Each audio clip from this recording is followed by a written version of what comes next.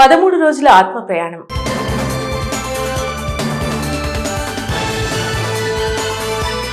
గరుడ పురాణం ప్రకారం మానవ జీవితానికి సంబంధించిన అనేక విషయాలు వివరించబడ్డాయి.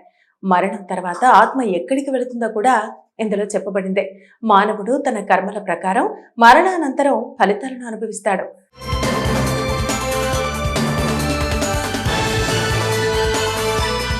జీవుడు పాపాలు చేసినా పుణ్యాలు చేసినా అవి అతడి ఆత్మ ప్రయాణాన్ని నిర్ణయిస్తాయి. మరణించిన వ్యక్తి మళ్లీ జన్మ పొందుతాడా? అదే నిజమైతే మరణం తర్వాత ఎంతకాలం తర్వాత కొత్త జన్మ పొందుతాడు? గరుడ పురాణం చెప్పిన విషయాలు ఇప్పుడు మనం తెలుసుకుందాం.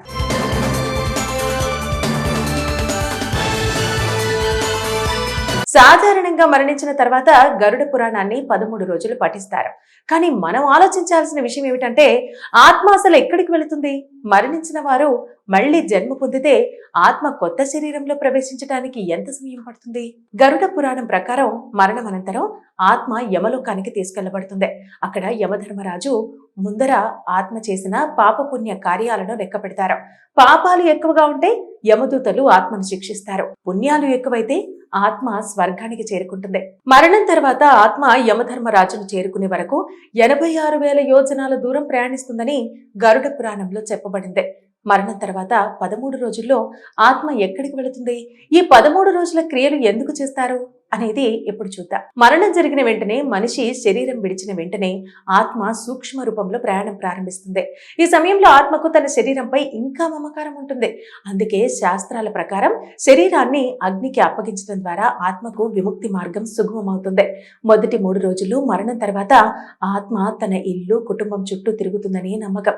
ఈ సమయంలో ఆత్మకు దారి తెలియని స్థితి ఉంటుంది. అందుకే కుటుంబ సభ్యులు శాంతి ప్రార్థనలు చేస్తారు. 4వ రోజు నుంచి 10వ రోజు వరకు ఈ విధంగా ఉంటుంది. ఈ రోజుల్లో ఆత్మకు ప్రేత స్థితి ఉంటుందని గరుడ పురాణం చెబుతుంది. ప్రతిరోజు చేసే పిండ ప్రదానం, తిల తర్పణం ఆత్మకు ఆహారం, శక్తిగా మారుతాయి. ఈ క్రియల ద్వారా ఆత్మకు సూక్ష్మ శరీరం ఏర్పడుతుంది మరియు తదుపరి లోకానికి ప్రయాణం సులభమవుతుంది. ఇక 11వ రోజు ఏకోదిష్ట శ్రాద్ధం. ఈ రోజు చాలా ముఖ్యమైనది. ఆత్మను పితృలోకానికి పంపే ప్రధాన క్రియ ఇది. ఇక్కడ ఆత్మను ప్రేత స్థితి నుంచి పితృస్థితికి చేర్చుతారు. 12వ రోజు సపిండీకరణ. ఈ రోజు మరణించిన వ్యక్తి ఆత్మ పూర్వీకులతో కలిసిపోతుంది. అంటే పితృదేవతలలో ఒక భాగంగా మారుతుంది. ఇది లేకపోతే ఆత్మకు శాంతి దక్కదని శాస్త్రాలు చెబుతాయి. 13వ రోజు కర్మకాండ ముగింపు. 13వ రోజు ఆత్మ ప్రయాణానికి ముగింపు కాదు, కానీ ఒక కొత్త దశకు ఆరంభం. ఈ రోజు తర్వాత ఆత్మ తన కర్మల ఆధారంగా పితృలోకంలో ఉండవచ్చు లేదా మళ్లీ జన్మకు సిద్ధమవుతుంది. ఈ 13 రోజులు ఎందుకు ముఖ్యమైనవి అనేది, ఎందుకంటే ఆత్మకు శాంతి కోసం, కుటుంబానికి మానసిక ధైర్యం కోసం, పూర్వీకుల ఆశీస్సులు పొందేందుకు సనాతన ధర్మం ప్రకారం మరణం ఒక ముగింపు కాదు, అది ఒక మార్పు మాత్రమే. మన కర్మలే మన తదుపరి ప్రయాణాన్ని నిర్ణయిస్తాయి. అందుకే మంచి ఆలోచనలు, మంచి కార్యాలు మన జీవితం మాత్రమే కాదు, మరణానంతర ప్రయాణాన్ని ప్రభావితం చేస్తాయి. 13 రోజుల ఆత్మ ప్రయాణం.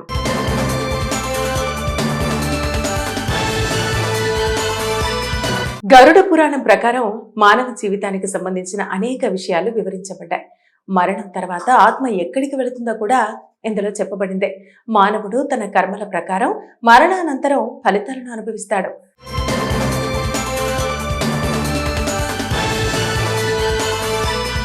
జీవుడు పాపాలు చేసినా పుణ్యాలు చేసినా అవి అతడి ఆత్మ ప్రయాణాన్ని నిర్ణయిస్తాయి. మరణించిన వ్యక్తి మళ్లీ జన్మ పొందుతాడా? అదే నిజమైతే మరణం తర్వాత ఎంతకాలం తర్వాత కొత్త జన్మ పొందుతాడు? గరుడ పురాణం చెప్పిన విషయాలు ఇప్పుడు మనం తెలుసుకుందాం.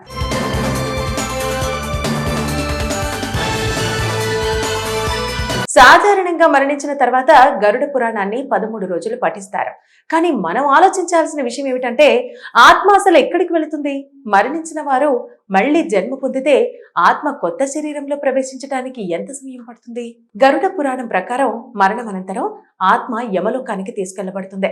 అక్కడ యమధర్మరాజు ముందర ఆత్మ చేసిన పాపపుణ్య కార్యాలను లెక్క పెడతారు. పాపాలు ఎక్కువగా ఉంటే యమదూతలు ఆత్మను శిక్షిస్తారు. పుణ్యాలు ఎక్కువైతే ఆత్మ స్వర్గానికి చేరుకుంటుంది. మరణం తర్వాత ఆత్మ యమధర్మరాజును చేరుకునే వరకు 86,000 యోజనాల దూరం ప్రయాణిస్తుందని గరుడ పురాణంలో చెప్పబడింది. మరణం తర్వాత 13 రోజుల్లో ఆత్మ ఎక్కడికి వెళుతుంది? ఈ 13 రోజుల క్రియలు ఎందుకు చేస్తారు అనేది ఇప్పుడు చూద్దాం. మరణం జరిగిన వెంటనే మనిషి శరీరం విడిచిన వెంటనే ఆత్మ సూక్ష్మ రూపంలో ప్రయాణం ప్రారంభిస్తుంది. ఈ సమయంలో ఆత్మకు తన శరీరంపై ఇంకా మమకారం ఉంటుంది. అందుకే శాస్త్రాల ప్రకారం శరీరాన్ని అగ్నికి అప్పగించడం ద్వారా ఆత్మకు విముక్తి మార్గం సుగమమవుతుంది. మొదటి 3 రోజులు మరణం తర్వాత ఆత్మ తన ఇల్లు కుటుంబం చుట్టూ తిరుగుతుందని నమ్మకం. ఈ సమయంలో ఆత్మకు దారి తెలియని స్థితి ఉంటుంది. అందుకే కుటుంబ సభ్యులు శాంతి ప్రార్థనలు చేస్తారు. 4వ రోజు నుంచి 10వ రోజు వరకు ఈ విధంగా ఉంటుంది. ఈ రోజుల్లో ఆత్మకు ప్రేత స్థితి ఉంటుందని గరుడ పురాణం చెబుతుంది. ప్రతిరోజు చేసే పిండ ప్రదానం, తిల తర్పణం ఆత్మకు ఆహారం, శక్తిగా మారుతాయి. ఈ క్రియల ద్వారా ఆత్మకు సూక్ష్మ శరీరం ఏర్పడుతుంది మరియు తదుపరి లోకానికి ప్రయాణం సులభమవుతుంది. ఇక 11వ రోజు ఏకోదిష్ట శ్రాద్ధం. ఈ రోజు చాలా ముఖ్యమైనది. ఆత్మను పితృలోకానికి పంపే ప్రధాన క్రియ ఇది. ఇక్కడ ఆత్మను ప్రేత స్థితి నుంచి పితృస్థితికి చేర్చుతారు. 12వ రోజు సపిండీకరణ. ఈ రోజు మరణించిన వ్యక్తి ఆత్మ పూర్వీకులతో కలిసిపోతుంది. అంటే పితృదేవతలలో ఒక భాగంగా మారుతుంది. ఇది లేకపోతే ఆత్మకు శాంతి దక్కదని శాస్త్రాలు చెబుతాయి. 13వ రోజు కర్మకాండ ముగింపు. 13వ రోజు ఆత్మ ప్రయాణానికి ముగింపు కాదు, కానీ ఒక కొత్త దశకు ఆరంభం. ఈ రోజు తర్వాత ఆత్మ తన కర్మల ఆధారంగా పితృలోకంలో ఉండవచ్చు లేదా మళ్లీ జన్మకు సిద్ధమవుతుంది. ఈ 13 రోజులు ఎందుకు ముఖ్యమైనవి అనేది ఎందుకంటే ఆత్మకు శాంతి కోసం, కుటుంబానికి మానసిక ధైర్యం కోసం, పూర్వీకుల ఆశీస్సులు పొందేందుకు సనాతన ధర్మం ప్రకారం మరణం ఒక ముగింపు కాదు, అది ఒక మార్పు మాత్రమే. మన కర్మలే మన తదుపరి ప్రయాణాన్ని నిర్ణయిస్తాయి. అందుకే మంచి ఆలోచనలు, మంచి కార్యాలు మన జీవితం మాత్రమే కాదు, మరణానంతర ప్రయాణాన్ని ప్రభావితం చేస్తాయి. 13 రోజుల ఆత్మ ప్రయాణం.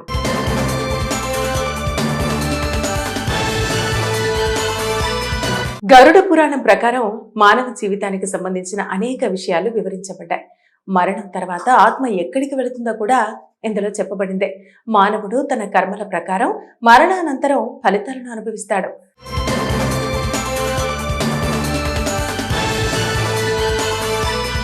జీవుడు పాపాలు చేసినా, పుణ్యాలు చేసినా అవి అతడి ఆత్మ ప్రయాణాన్ని నిర్ణయిస్తాయి. మరణించిన వ్యక్తి మళ్లీ జన్మ పొందుతాడా? అదే నిజమైతే మరణం తర్వాత ఎంతకాలం తర్వాత కొత్త జన్మ పొందుతాడు? గరుడ పురాణం చెప్పిన విషయాలు ఇప్పుడు మనం తెలుసుకుందాం.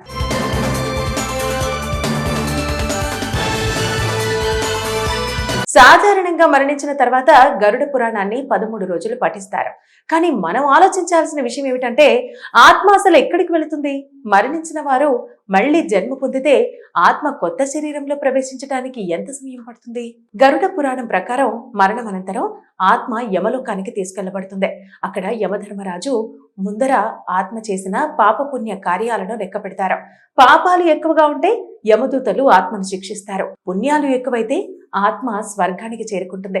మరణం తర్వాత ఆత్మ యమధర్మరాజును చేరుకునే వరకు 86,000 యోజనాల దూరం ప్రయాణిస్తుందని గరుడ పురాణంలో చెప్పబడింది. మరణం తర్వాత 13 రోజుల్లో ఆత్మ ఎక్కడికి వెళుతుంది? ఈ 13 రోజుల క్రియలు ఎందుకు చేస్తారు అనేది ఇప్పుడు చూద్దాం. మరణం జరిగిన వెంటనే మనిషి శరీరం విడిచిన వెంటనే ఆత్మ సూక్ష్మ రూపంలో ప్రయాణం ప్రారంభిస్తుంది.